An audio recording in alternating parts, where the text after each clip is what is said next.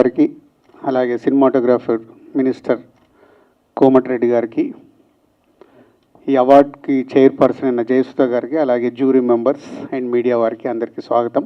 GTFA Gaddar Telangana film awards state government ఎంతో ఆర్భాటంగా ఈ ఈవెంట్స్ చేయాలని ఈరోజు సంకల్పం ఉండే, పోతే ఇందాక MD గారు చెప్పినట్టు ఆ ఇన్సిడెంట్ వల్ల ముందుగా సింపుల్గానే చేస్తూ ఈరోజు నుంచి జ్యూరీ వారు సినిమాలు చూసి వాళ్ళు మే ఎండ్ కల్లా జ్యూరీ నుంచి ఏదైతే 2024 తెలుగు సినిమాల్ని ఫైనల్ చేసి GTFAకు ఇస్తే ఫైనల్గా June 14th రోజు ఈ గద్దార్ తెలంగాణ ఫిలిం అవార్డ్స్ని పెద్ద ఎత్తున చేయడానికి ప్లాన్ చేశాం. సో దానికి డిప్యూటీ CM గారు బట్టి విక్రమార్క గారు, అలాగే ఫిల్మాటోగ్రఫీ మినిస్టర్ కోమటిరెడ్డి వెంకటరెడ్డి గారు, సో వాళ్ళ ఆధ్వర్యంలో స్టేట్ గవర్నమెంట్ CM గారి ఇన్స్ట్రక్షన్ మీద చాలా గ్రాండియర్గా చేయాలని ప్లాన్ చేస్తున్నాం. సో దానికి ఈరోజు మొదటి రోజు. సో మీ అందరికీ వెల్కమ్. సో మీరు 2024 నిజాయితీగా మీరు మీ జ్యూరీ మెంబర్స్ సెలెక్ట్ చేసిన సినిమాలకి అవార్డ్స్ వచ్చేలాగా ప్లాన్ చేద్దాం. Thank you. నీళ్ళు పెద్దలు డిప్యూటీ CM బట్టి విక్రమార్క గారు, FDC చైర్మన్ దిల్రాజు గారికి, మా MD హరీష్ గారు, జ్యూరీ చైర్పర్సన్ జయసుధ గారికి, విచ్చేసిన ఆహుతులందరికీ నమస్కారాలు తెలియజేసుకుంటూ, చాలా బాధాకరమైన రోజు నిన్నటి రోజు. ప్రపంచ శాంతి దూతగా 88వ సంవత్సరం, దాదాపు అంటే 70 సంవత్సరాలు శాంతి కొరకు, ప్రజల కొరకు, ప్రభువు సేవ కోసం చేసిన వ్యక్తి ఈ లోకాన్ని వెళ్ళిపెట్టడం జరిగింది. దాని మూలంగా ఈ ప్రోగ్రాం కూడా కట్చార్ట్ చేస్తూ మళ్ళా గౌరవ డిప్యూటీ CM గారి ఆదేశాల మేరకు గౌరవ ముఖ్యమంత్రి గారు కోరిన విధంగా 14 జూన్ రోజు పెద్ద ఎత్తున హైటెక్స్లో దాన్ని నిర్వహించామని జ్యూరీ చైర్పర్సన్ గారికి, మిగతా మెంబర్స్ని కూడా కళాత్మకమైన సినిమాలని, అందులో ఈ సమాజానికి పనికొచ్చే సినిమాలను కూడా మీరు గుర్తించి మీ కార్యక్రమాన్ని వితౌట్ పొలిటికల్ ఎంటర్ప్రైజ్ ఉంటుంది, మీరు సజావుగా చేయండి. 2011 తర్వాత మొట్టమొదటిసారి తెలంగాణ రాష్ట్రంలో ఈ అవార్డు కార్యక్రమం గద్దర్ గారి పేరు మీద ఏర్పాటు చేసుకోవడం చాలా సంతోషకరం. గద్దర్ అంటే ఒక మామూలు వ్యక్తి కాదు, ఆయన ఒక శక్తి. అట్టడుగు ప్రజల నుంచి తెలంగాణ ఉద్యమం వరకు పేద ప్రజల కోసం పోరాటం చేసిన వ్యక్తి కాబట్టి ఎవరెన్ని విమర్శలు చిన్న చిన్నవి వచ్చినా వారి పేరు మీద నెలకొల్పాలని ఒక నిర్ణయం తీసుకున్నాం మేము.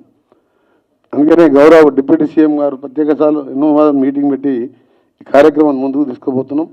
తప్పకుండా మనం 14 ప్రోగ్రామ్ సక్సెస్ చేసుకొని ఇక ముందు కూడా తెలుగు చలనచిత్ర రంగాన్ని హైదరాబాదులో అన్ని విధాలుగా ప్రోత్సహించడానికి మా ప్రభుత్వం సిద్ధంగా ఉందని తెలియజేసుకుంటూ, మరొకసారి పోప్ ఫ్రాన్సిస్ గారికి నివాళులు అర్పిస్తూ, ఆ ప్రభు ఆశ వారికి ఆత్మకు సంతృప్తి కలవాలని కోరుకుంటూ ముఖ్యంగా ఉంటాయి.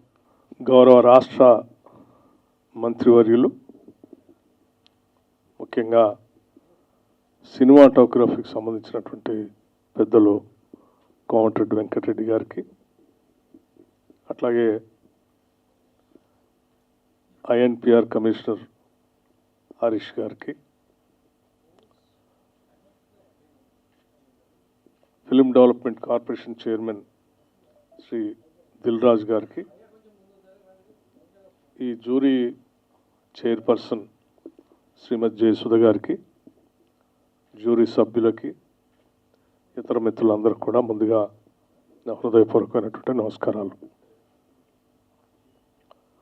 ముందుగా ఇప్పుడే కోమటిరెడ్డి వెంకటరెడ్డి గారు చెప్పినట్టుగా పోపు గారు పరమపదించారు కాబట్టి వారి ఆత్మశాంతి చేకూరాలని చెప్పి మనం ఇప్పటికే మౌనం పాటించాం. అట్లాగే మనం అందరం కూడా వారు చూపించినటువంటి మార్గాన్ని గమనంలో తీసుకొని ప్రపంచ శాంతి కోసమై మనందరం కట్టుబడి ముందుకు నడుద్దామని ఈ సందర్భంగా మనవి చేస్తూ, మరొకసారి వారి ఆత్మకి శాంతి చేకూరాలని భగవంతుడిని కోరుకుంటూ, ఈరోజు మొదలుపెట్టినటువంటి గద్దర్ తెలంగాణ చలనచిత్ర అవార్డులు ఇవి మన రాష్ట్రం ఏర్పడిన తర్వాత మొట్టమొదటిసారి ఏర్పాటు చేసుకున్నటువంటి కార్యక్రమం ఇది. ఉమ్మడి రాష్ట్రంలో 2011లో ఆగిపోయినటువంటి ఈ అవార్డులు రాష్ట్ర విభజన జరిగిన తర్వాత ప్రత్యేక రాష్ట్రం ఏర్పడినప్పటికీ తెలుగు చలనచిత్ర పరిశ్రమ మొత్తం యావత్తు కూడా హైదరాబాద్ నగరం తెలంగాణ రాష్ట్ర రాజధానిలో ఉన్నప్పటికీ దురదృష్టం దశాబ్ద కాలం వారు ఇటువంటి అవార్డులకు కానీ ఎటువంటి ప్రోత్సాహకాలు కానీ నోచుకోలేకపోయింది పరిశ్రమ.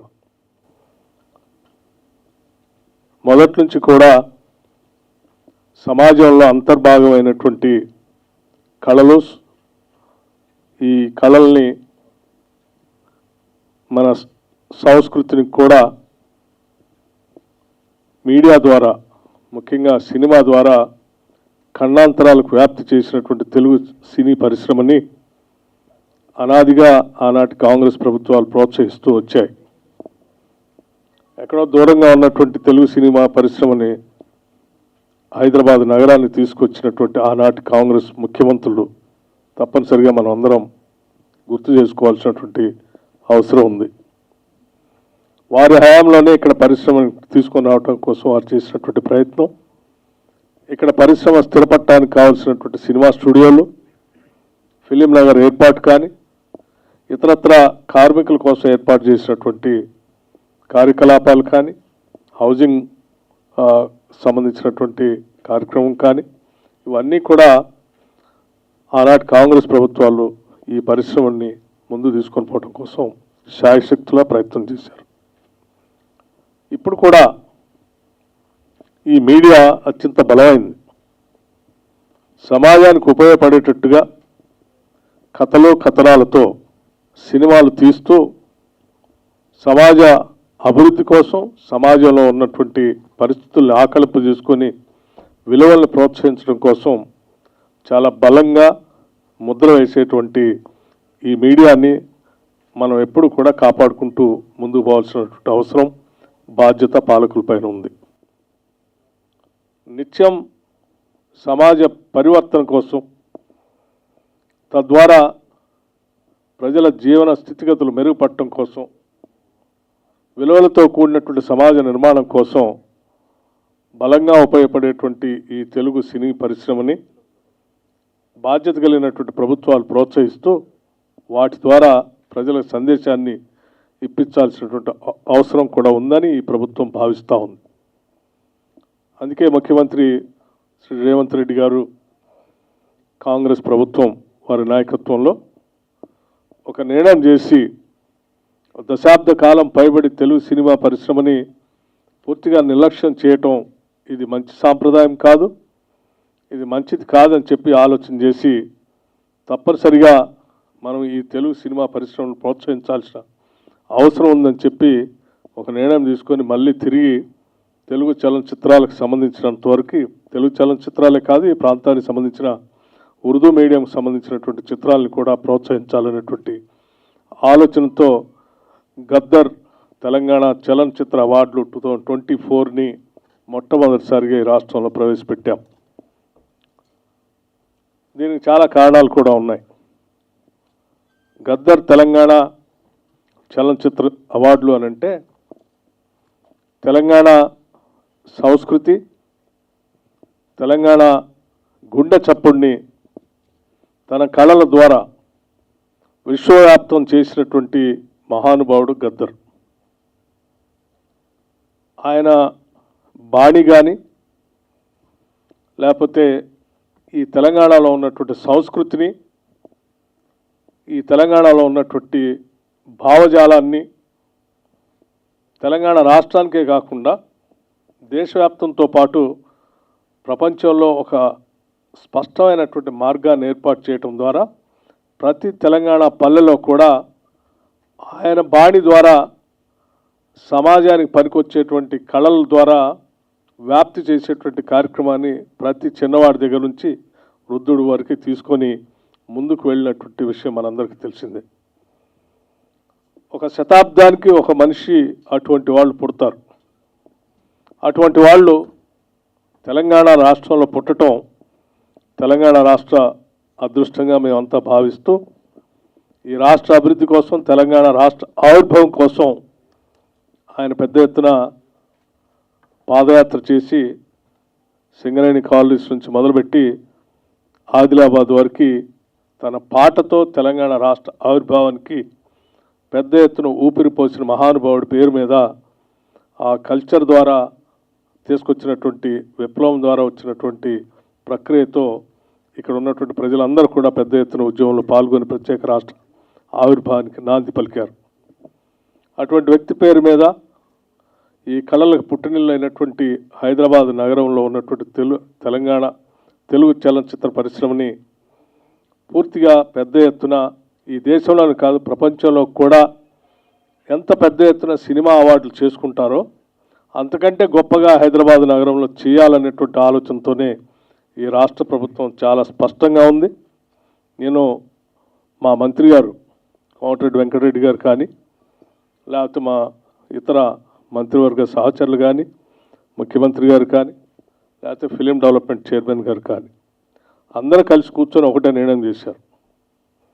నా భూతో నా భవిష్యత్, హైదరాబాద్ నగరంలో జరిగేటువంటి చలనచిత్ర సంబంధించినటువంటి అవార్డులు ప్రతి దగ్గర మాట్లాడుకోవాలి. ఎక్కడ అలా జరగాలి అని చెప్పి మిగతా వాళ్ళు దీని గురించి మాట్లాడుకోవాలి. ఆ స్థాయిలోనే ఈ ఫంక్షన్ కూడా ఉండాలని, దానికి కావాల్సినటువంటి అన్ని సహాయ సహకారాలు రాష్ట్ర ప్రభుత్వం ద్వారా అందిస్తామని వారు చాలా స్పష్టంగా ప్రభుత్వం తరఫున ఇప్పటికే చెప్పడం జరిగింది. ఈ జరిగేటువంటి ప్రక్రియలో ఎటువంటి భావబంధాలకి లేకపోతే రాగద్వేషాలకు అతీతంగా ఈ జ్యూరీలో సినిమాలను మీరు సెలెక్ట్ చేసి సందేశాత్మకమైనటువంటి సినిమాలతో సమాజానికి ఉపయోగపడేటువంటి కార్యక్రమాన్ని ముందుకు తీసుకొని పోయే ప్రక్రియలో సెలక్షన్ కూడా అంత ట్రాన్స్పరెంట్గా చేయాలని, తద్వారా అందరినీ ప్రోత్సహించడానికి ఉపయోగపడుతుందని చెప్తూ చలనచిత్రాలతో పాటు చాలా మిగతా అవార్డులు కూడా ఇందులో పొందుపరిచాం. వ్యక్తులుగా చలనచిత్ర పరిశ్రమకి గొప్ప పేరు తీసుకొచ్చినటువంటి మహానుభావులు అందరినీ కూడా వాళ్ళ పేరు మీద కూడా ప్రత్యేక అవార్డులు ఇందులో పొందుపరిచి వారి పేరు మీద కూడా అవార్డులు ఇచ్చే కార్యక్రమాన్ని చేపడతా ఉన్నారు. ఇదంతా రేపొద్దున భవిష్యత్ తరాలకి స్ఫూర్తిదాయకంగా ఉండాలని చెప్పి మనస్ఫూర్తిగా కోరుకుంటూ ఈ కార్యక్రమాన్ని విజయవంతం చేయవలసిందిగా విఘ్నులైన సినీ పరిశ్రమ పెద్దలందరికీ కూడా నేను విజ్ఞప్తి చేస్తూ మరొకసారి పోప్ గారి ఆత్మకు శాంతి చేకూరాలని చెప్పి కోరుకుంటూ సెలవు తీసుకుంటున్నాను. నమస్కారం.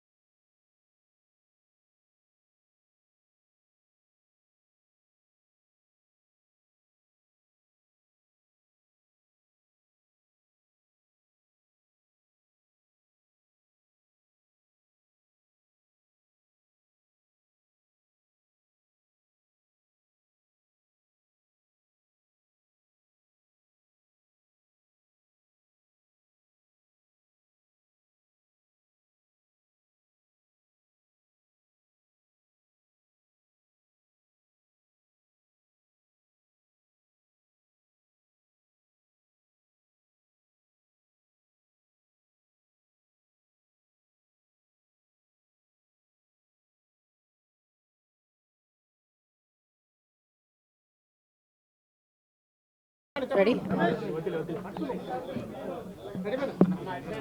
Sir, quiet please. Quiet. ప్రపంచానికి శాంతి సందేశాన్ని ఇచ్చిన హిజ్ హోలీనెస్ పోప్ ఫ్రాన్సిస్ గారు మనతో లేరు. వారికి శ్రద్ధాంజలి తెలుపుకుంటూ వారి ఆశీస్సులతో ఈరోజు ఈ సినిమాటోగ్రఫీ మినిస్టర్ కోమటిరెడ్డి వెంకటరెడ్డి గారు, ఎఫ్డిసి చైర్మన్ దిల్ రాజు గారు చేతుల మీదుగా జరిగింది. నన్ను ఈ అవార్డ్స్ ఫంక్షన్కి చైర్పర్సన్గా ఎన్నుకున్నందుకు ముందుగా honourable chief minister Revanth Reddy గారికి,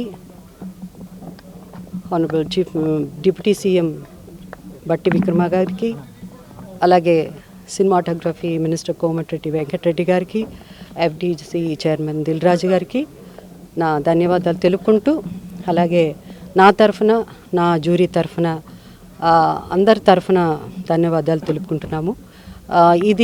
ఈ సినిమా అన్నది ఇది పెద్ద టాస్క్, ఇది ఛాలెంజింగ్, ఇన్ని సినిమాలు చూడడం.